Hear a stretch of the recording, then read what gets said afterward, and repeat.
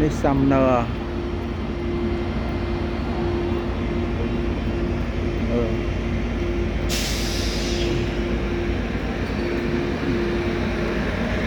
Ta lên cái miếng bay tròn.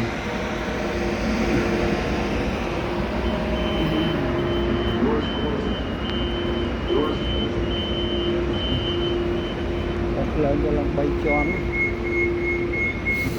Là cái chanh ra tiệt rồi nè.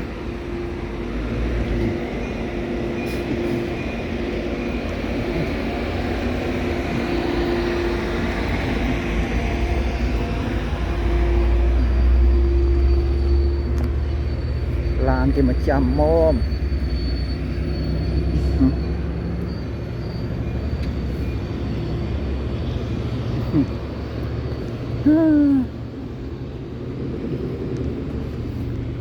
Chỉnh mà bị khen thì nó đo bạn. Bài chỉ bài chẳng ngọm. Mai mà tua đo pleu.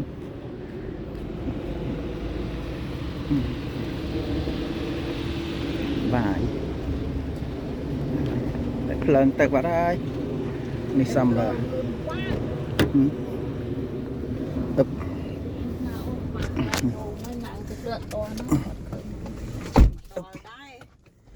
nôm bị nó đo ấy nè, nó chưa nôm tiền.